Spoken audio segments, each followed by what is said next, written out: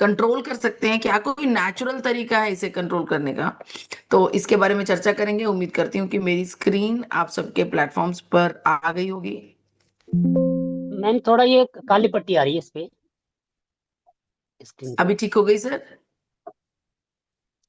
अभी तो कंप्लीट तो नहीं हुई, साइड में है। यस, अब हो गया होगा। चलो कुछ तो हटा। यस, बहुत बहुत शुक्रिया, बहुत बहुत धन्यवाद। हाइपरटेंशन मैनेजमेंट और उसको मैनेज करने के नेचुरल तरीकों के ऊपर आज हम चर्चा करने वाले हैं। जी हाँ, मैं आपको कुछ ऐसी नेचुरल चीजें बताऊंगी जिनके द्वारा हम ब्लड प्रेशर को कंट्रोल कर सकते हैं। लेकिन उससे पहले ये जानना जरूरी है, हाइपरटेंशन है क्या, ब्लड प्रेशर है क्या। देखिए, हमारे शरीर में रक्त दौड़ रहा है धमनियों के द्वारा, हम सब ये जानते हैं। इस दौड़ते हुए रक्त के प्रेशर को ब्लड प्रेशर कहा जाता है। एक नियमित ब्लड प्रेशर हमारे मानव शरीर के लिए निर्धारित किया गया है 120/80 का। हम सब इसके बारे में जानते हैं। लेकिन इसे सिस्टोलिक और डायासिस्टोलिक ब्लड प्रेशर कहा जाता है। सिंपल भाषा में ऊपर वाला 120 और नीचे वाला 80 ऐसे बोल दिया जाता है। ये एक नॉर्मल मात्रा है 120/80 की। जब ये जो नंबरिंग है ये इससे बढ़ती है तब ये हाइपरटेंशन कहलाता है। अब देखिए, इसकी भी एक एग्जांपल आपको देते हैं। सपोज कीजिए हम गार्डन में पानी दे रहे हैं, किसी भी पाइप को पकड़ के हम पानी दे रहे हैं प्लांट्स को। It is a simple process, pipe में से पानी निकल रहा है, पानी गिर रहा है और पानी दिया जा रहा है। अब एकदम से हमारी थोड़ी कुछ दूरी पर कोई प्लांट है, वहां पर पानी पहुंचाना चाह रहे हैं, लेकिन पाइप से सीधी तरह से जब हम पानी निकाल रहे हैं वो नहीं निकल पा रहा, वो वहां तक नहीं पहुंच पा रहा और हम वहां तक नहीं जा पा रहे। रास्ते में और प्लांट्स है, तो हम क्या करते हैं, सिंपल लाइफ में क्या करते हैं, पाइप की नोजल को दबा देते हैं। पाइप की नोजल को जब थोड़ा सा दबाते हैं तो पानी की जो स्पीड है वो बढ़ जाती है और पानी दूर तक जाता है। क्यों ऐसा होता है? क्योंकि जो पाइप की नॉर्मल जो उसका एरिया था उसमें से जब पानी निकल रहा है वो नॉर्मल गति से निकल रहा है। जैसे ही उसे कुछ टाइट कर दिया गया तो पानी का प्रेशर बढ़ गया और पानी के प्रेशर के बढ़ने से पानी तेजी से बढ़ा। सेम ऐसा ही हमारी बॉडी के अंदर होता है। जब हमारी धमनियों में रक्त का बहाव होता है, सिंपल सिचुएशन में वो रक्त धमनियों से गुजरता है, लेकिन जहां पर धमनियों में ब्लॉकेज आने लगती है, यहां पर आप देख पा रहे हैं फोटो में, ये ब्लॉकेज है। ये ब्लॉकेज किसी भी प्रकार की हो सकती है, इंप्योरिटीज हो सकती हैं, कोलेस्ट्रोल हो सकता है, किसी भी प्रकार की ब्लॉकेजेस हो सकती हैं। इस ब्लॉकेज की वजह से रक्त के जो स्पीड है वो बढ़ जाती है, इसे ब्लड प्रेशर कहा जाता है। इसकी वजह से हमारे शरीर में बहुत सारी बीमारियां पैदा होती हैं। मेमोरी लॉस हो सकता है, आंखों पर बुरा असर हो सकता है, heart attack, heart stroke, heart failure हो सकता है, किडनी की बीमारी हो सकती है। क्या आप जानते हैं कि ब्लड प्रेशर हमारे जीवन में कितना बड़ा नुकसान करता है? सिंपल एग्जाम्पल आपको बताना चाहती हूँ, ये तथ्य है, दुनिया भर में जितने भी हृदय रोगी हैं उसका 50% हिस्सा इस वजह से हृदय रोगी है क्योंकि उन्होंने अपने ब्लड प्रेशर की तरफ ध्यान नहीं दिया। दुनिया में जितने भी स्ट्रोक के मरीज हैं उसका 54% हिस्सा इस वजह से रोगी हैं क्योंकि ब्लड प्रेशर को मैनेज नहीं किया। इसी प्रकार से दुनिया के 20% रोगी किडनी रोगी बीपी की वजह से बने हैं। अगर मैं भारत की बात करूं तो भारत में हर 8 में से 3 लोगों को हाई ब्लड प्रेशर की प्रॉब्लम है। अब हो सकता है कि आपके मन में This ये meeting सवाल is आ रहा being हो recorded. कि कैसे पता चलेगा कि हाई ब्लड प्रेशर की समस्या The हमें हो recording गई। has stopped. देखिए, हाई ब्लड प्रेशर की जो ये प्रॉब्लम है, इसको रोजमर्रा के जीवन में जो इसके लक्षण नजर आते हैं वो कुछ इस प्रकार से हैं। लगातार सर में दर्द होना, रोजमर्रा के कामों में थकावट का एहसास होना, छाती में दर्द का एहसास होना, कई बार सांस लेने में समस्या आनी, बहुत This दम meeting लगना is being सांस recorded. सांस लेने के लिए, और कई बार छोटी छोटी बातों पर बड़ा बड़ा गुस्सा आना। ये सब जब लक्षण जो हमारे जीवन में अगर आप महसूस करते हैं, इसमें से कुछ लक्षण भी महसूस करते हैं, तो हाँ, हो सकता है कि आपको हाई बीपी की प्रॉब्लम हो। देखिए, बहुत ज़रूरी है समय दर समय जाकर ब्लड प्रेशर की जाँच करवाना। कई बार ऐसा देखा गया है कि हम नॉर्मल स्थितियों में बीपी की जाँच करवाते हैं और बीपी गड़बड़ाया हुआ होता है। बेहद ज़रूरी है हम हफ्ते में 1 बार अपने ब्लड प्रेशर की टेस्टिंग ज़रूर करवाएँ। अगर हम नहीं करवाते तो आइए एक छोटी-सी एनिमेटेड वीडियो से देखते हैं कि क्या हो सकता है।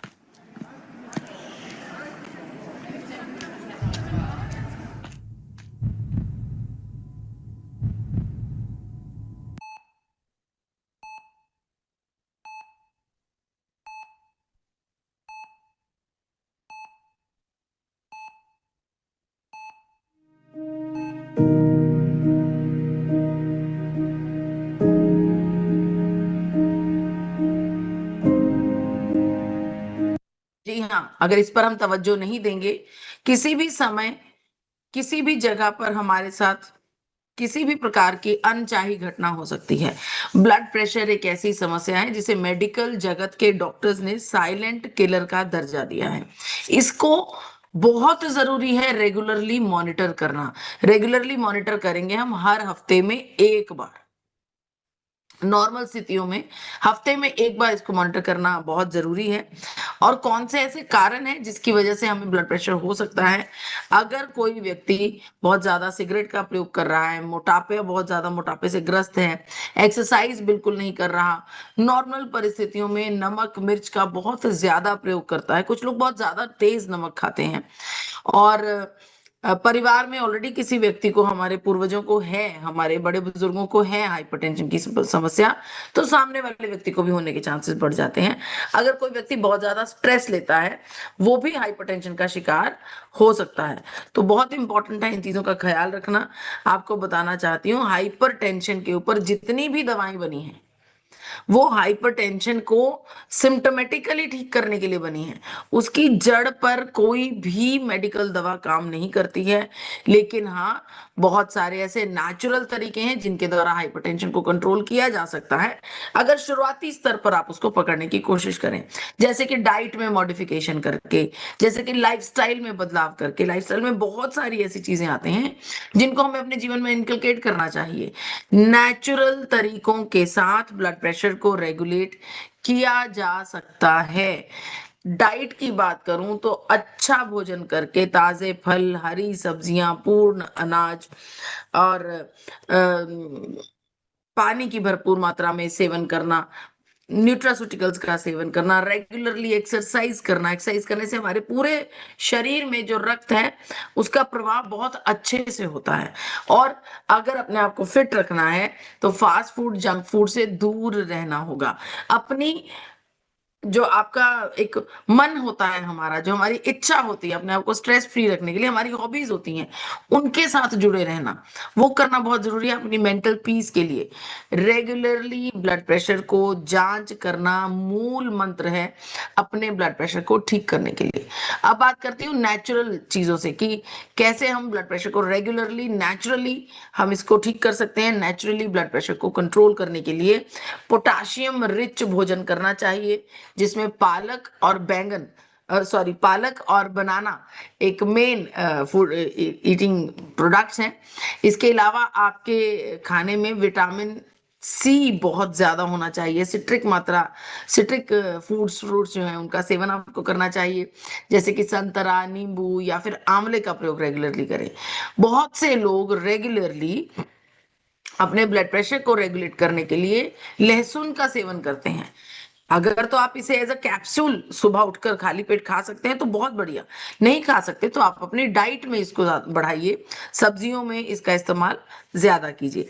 कोशिश कीजिए नमक का प्रयोग कम कीजिए। नमक में सोडियम बहुत ज्यादा होता है, जिसकी वजह से अगर ब्लड प्रेशर थोड़ा बहुत बढ़ा हुआ है, ये इसको और बढ़ा देता है। और क्या क्या अवॉइड करना है इसके बारे में तो हम सबको ही पता है। फास्ट फूड, जंक फूड, तैलीय पदार्थ, बेकरी आइटम्स, कोल्ड ड्रिंक्स, इन सब चीजों से हमें तौबा करनी है।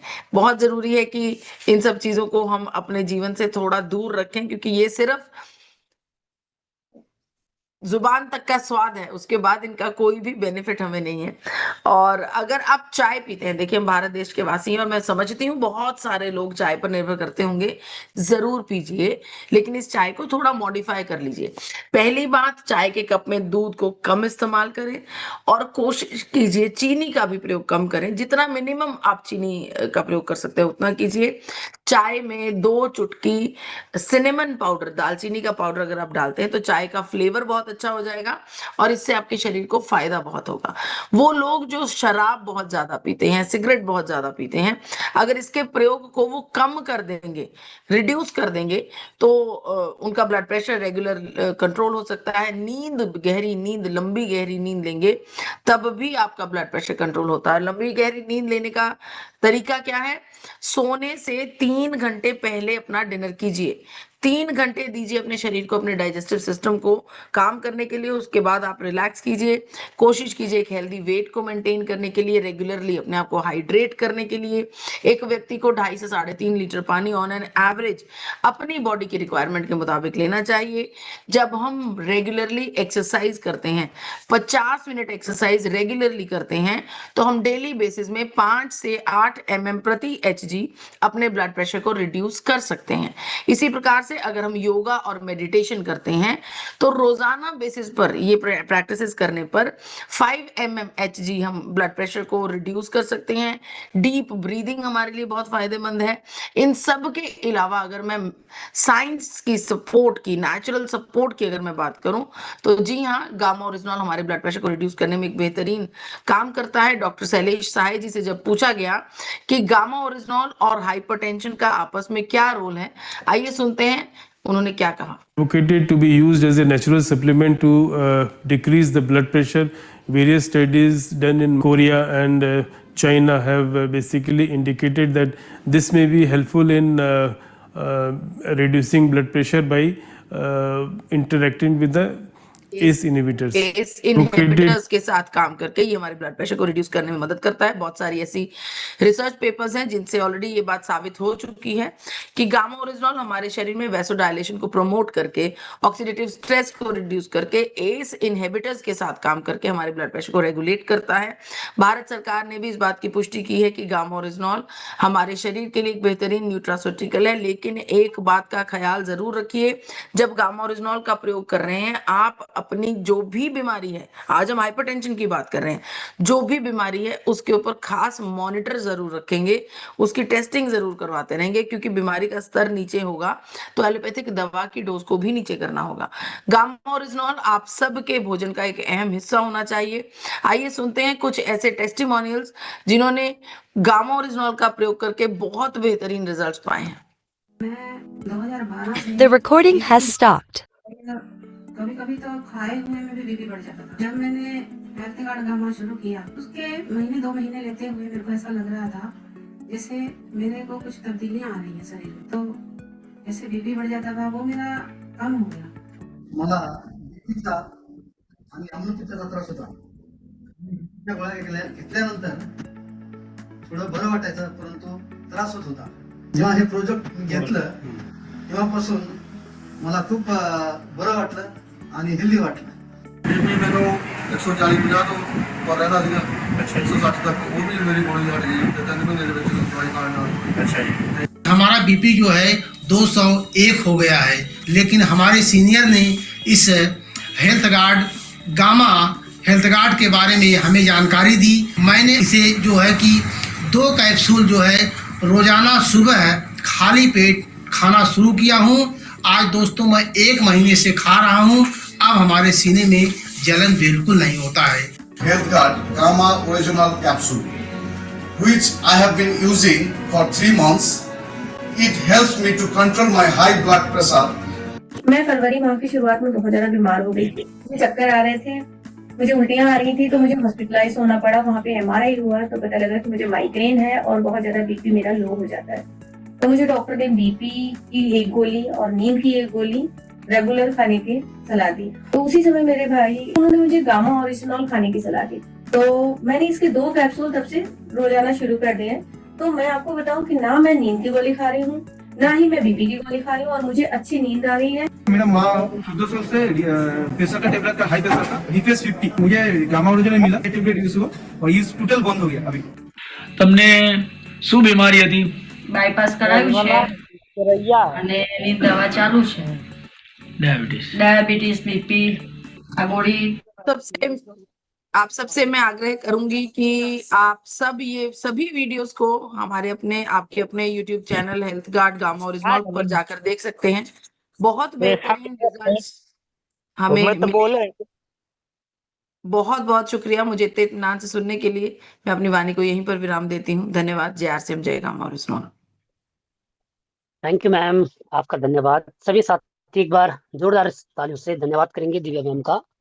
और वो गामा और की जो हमें डीप नॉलेज मैम के माध्यम से मिलती है, तो साथियों हम एक ऐसा चमत्कारी प्रोडक्ट है, एवरी हिंदुस्तानी की जरूरत का प्रोडक्ट है, तो इस प्रोडक्ट के माध्यम से बहुत बड़ा काम खड़ा कर सकते हैं और बहुत सारे साथियों को, बहुत सारे लोगों को अपने आसपास जीवन दान दे सकते हैं इस प्रोडक्ट के माध्यम से। तो बहुत बहुत धन्यवाद मैम आपका आज के प्रोग्राम के लिए। और प्रोग्राम को आगे बढ़ाते साथियों, नेक्स्ट जो प्रोग्राम रहेगा साथियों वो रहेगा नॉलेज कैप्सूल। और इसके अंदर हमारे साथ बहुत ही शानदार पर्सनैलिटी हैं, बहुत शानदार गुरु हैं, जो कि रूबी पी नच्चीवर हैं और उत्तर प्रदेश की धरती से हैं, मऊ से। रिस्पेक्टेड श्रीमान Suresh Yadav sir, most welcome गुरु जी, आपका स्वागत है। जी बहुत बहुत धन्यवाद योगेंद्र सर, बहुत बहुत धन्यवाद। पोर्टल पर हमारे Thank you. अलग अलग प्रांतों से पूरे इंडिया का प्रतिनिधित्व मैं देख रहा हूँ हो रहा है। हमारे जितने भी सम्मानित भाई बहन हैं मैं सबका वेलकम करता हूँ। और इसके बाद पोर्टल के जनक आदरणीय परम आदरणीय गुरुदेव राकेश शर्मा सर आपके लिए सर मैं सबके तरफ से मैं अभिनंदन करता हूँ कि सर आप इतना विजन लेकर के आए जिसमें से कि पूरे इंडिया को सीखने को मिल रहा है एक साथ। और विजय चावला सर, बड़ी ही जबरदस्त आपने स्टोरी प्रेजेंट किया, लोग रिलेट किए होंगे, स्पेशली मैं बड़ा इम्प्रेस था सर। और मैम आपने जो बताई है ना, लोग वैसे तो आप जब भी आती हैं तो जो आपका वे ऑफ प्रेजेंटेशन है ना, वो एक माइलस्टोन बना कर जाता है, एक मानक कि कोई भी चीज अगर हमारे पास है तो उसको हम कैसे प्रेजेंट करें कि लोग समझ जाएं। अच्छा, आपने ना एक चीज देखे होंगे कि गामा ओरिजिनल लास्ट में, इसके पहले उन्होंने सारी चीजें हमको बता दिया कि आप जो है ना अपनी जिंदगी को कैसे रेगुलेट कर सकते हैं अपने खान पान की वजह से। तो दिव्या मैम बहुत बहुत धन्यवाद आपका, बहुत एहसान है आपका हम लोगों पर। आपने बहुत सेवा किया है, बहुत कुछ दिया है गामा ओरिजिनल को लेकर के, बहुत सारी भाई बहनों की जिंदगी में बहुत वैल्यू आपने ऐड किया है। बहुत बहुत धन्यवाद मैम। शुक्रिया, आ, शुक्रिया सर। दोस्तों, सुरेश यादव, मैं डिस्ट्रिक्ट मऊ यूपी का रहने वाला हूँ। कुछ नए भाई बहन हो तो मैं अपनी परिचय कर दूं।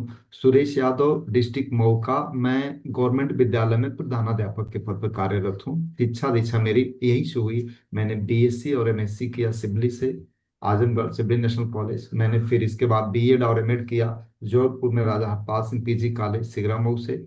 फिर मैंने बीटीसी किया। आगे की स्कूलिंग के लिए मैं इलाहाबाद चला गया और 14 रिटर्न्स मैंने निकाला 18 महीने में। मैं बिल्कुल फोकस्ड था। मतलब ये सब बताने का मतलब क्या है कि फोकस्ड वर्किंग से हो सकता है। मैं ग्राम विकास अधिकारी हो गया, बहुत सारी नौकरी मेरे को करने का मौका मिला, उसको मैंने ज्वाइन किया। इसके बाद रिजाइन करके एज ए टीचर आ गया और आज 1,25,000 गवर्नमेंट मेरे को देती है। 8 घंटे मैं This गवर्नमेंट के meeting साथ is लगता being हूँ। recorded. पार्ट टाइम में मैंने इसको किया है। तो पार्ट टाइम में ये जो है लगभग भारत के अलग अलग प्रांतों में ये बिजनेस फैलता चला जा रहा है और मैं एक सेवक के भांति सेवा करने का एक अलग ही सुख है। तो आइए मैं बात करता हूं, क्योंकि टाइम बहुत लिमिटेड होता है, तो उस लिमिटेड टाइम में कुछ चीजें मैं आपको बताना चाहूंगा जो मेरा एक्सपीरियंस है, जो मैंने फाइंड आउट किया है।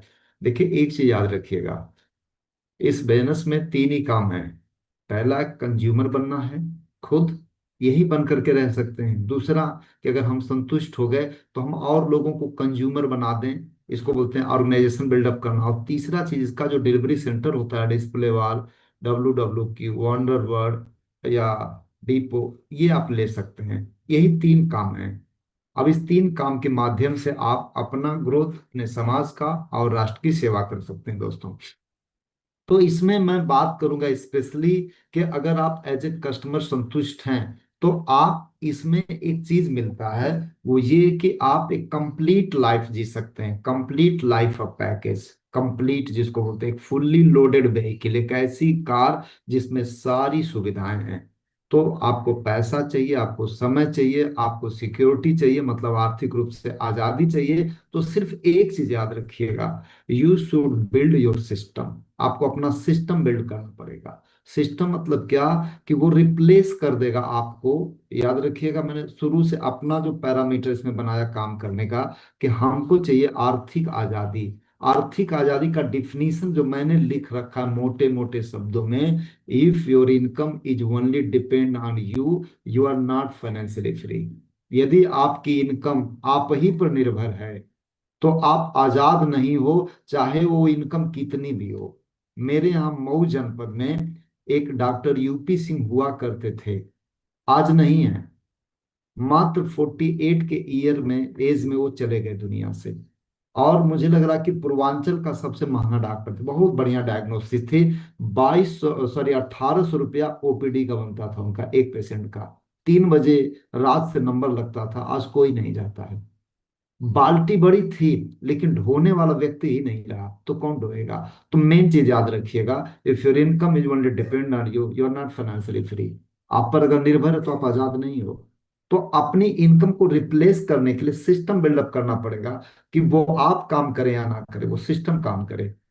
तो डॉक्टर साहब तो नहीं रहे, लेकिन डॉक्टर साहब की उस बिल्डिंग का किराया आता है, वो सिस्टम है, लेकिन उनकी हुनर तो चली गई। तो दोस्तों मैं ऐसे ही बात करूंगा, इसमें अगर आपको आर्थिक